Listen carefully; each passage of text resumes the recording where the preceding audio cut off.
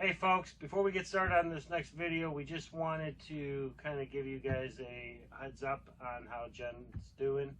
It's been a few weeks since her accident, and yeah, how you doing? Well, there's still swelling, and it's still very stiff. Mornings are better than evenings, so right now it looks really pretty gnarly. Mornings, swelling's down, but walking around and trying to do things causes the swelling to go up and stiffness to kick in, but I'm able to move it. That's a huge plus. You know, I exercise it every day. I still put ice. I've been putting heat on it too, kind of alternating between the two, and it seems to be helping, but this time of the night it's rough. Yeah. So there you have it. I mean, you know, her recovery is going well. It's still, you know, I'm a little surprised at how long it takes for these finger injuries to heal up. I think we're now like 2 or 3 weeks, 3 weeks into it, maybe. And though the cut is all healed up, the swelling has been pretty obnoxious. But we'll keep you guys posted and updated on how she's doing. And for those folks who were able to reach out and provide some support, thank you very much for that. We did get the rings fixed, and they look as good as new, so we're pretty happy about that. All right, so there you have it. Check out this video.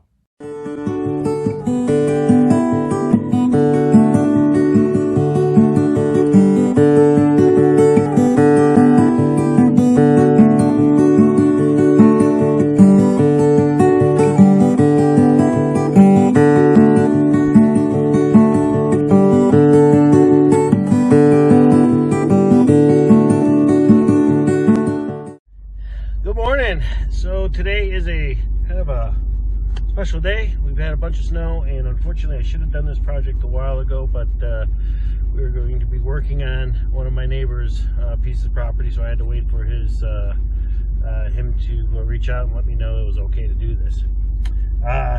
So as you know, we do not have a plow this year. Hopefully in the future we'll get one, but for this year, my only chance of keeping this road clean or clear so Jen and I can get out with the truck is to drag it, and that drag you'll see here in an upcoming video.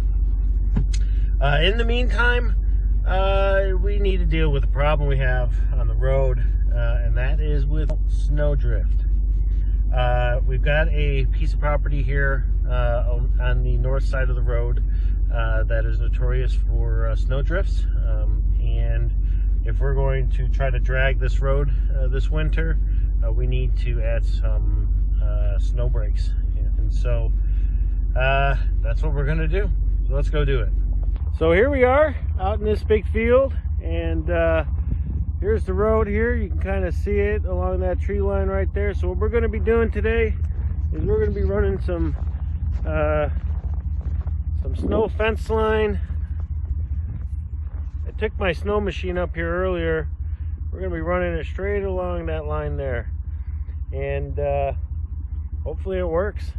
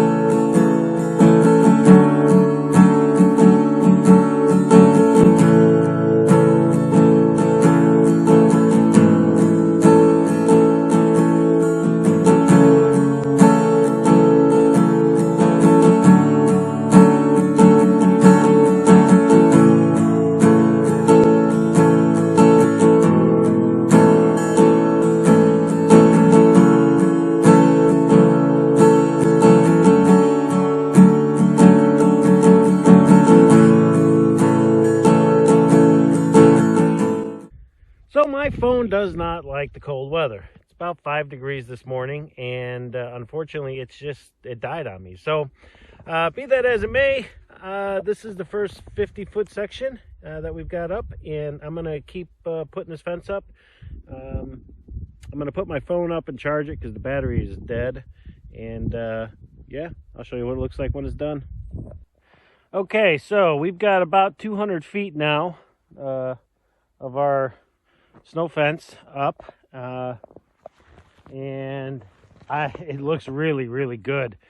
And given the distance from the road, we're probably, if I had to guess, I'd say about 75 feet-ish. This is perfect. Now, if you're not aware of what a snow fence does, let me just kind of give you a quick 101 on it. So we all know what drift snow is.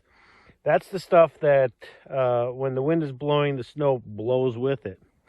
And if you've ever driven through snow, snowdrift, it can be pretty brutal and dangerous. And basically what happens is that snow, as that's blowing, it begins to stack up, So what we're doing here is to prevent that snowdrift from sticking to our road. So we're here, and we've got a pretty big field here, and it runs along the road there, which is where that tree line is right there. And this wind blows and carries the snow, and when it hits that tree line, the snow has no place to go, so it just settles right there on the road. The purpose of our snow fence here is, as snow blows this way, very similar to an eddy in a river, the backside of the snow fence is kind of a dead air and dead space. So as the snow blows, it blows up over the fence, and then it just settles in on the other side. If you've ever driven by a snow fence and wondered why it's so far away, it's because all of this area in front of the snow fence here is where the drift snow will eventually land, and this will actually pile up pretty good. So what we're trying to do is simply move the area of where the drift snow is gonna rest. And the reality is these work, right? But we've got to continue to clear the road and drag the road, and eventually get a plow. But until then, this snow fence, I think, is going to do the job, and we will certainly be updating during the course of winter. But I still have a little bit more left to do. We're going that way now. So, yeah, let's get to it. Hey, folks, we are done. And I think it came out pretty cool. So, we've got a total of, probably a total of 275 feet worth of fencing up. And I think it's going to be great. Let's take a look at it. So here's the road right here, and there's the fencing. This span here is about 200 feet. We had the orange snow fencing, and then I've got some green windbreak. That should do the same trick. And then we've got a span right here. We left this trail open for anybody who's going to use that. One of the things that I also did, if you notice on that post and that post, I tied some ribbon to it. I don't want anybody running into these if they're driving at night or whatnot on their sleds or whatever the case is. So added some ribbon. I added it to this one down here as well, which is right there. All in all, I think this is a major success for us. Again, the whole purpose of this is to make sure that we can get out of our property, out of our homestead this winter.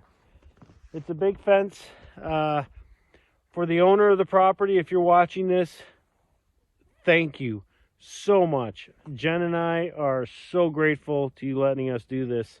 It's kind of trial and error. We don't have a plow yet this year, so hopefully this helps keep the snow down, at least the drifting down. So thank you again very, very much. Okay, well, that's it, and that wraps up this video.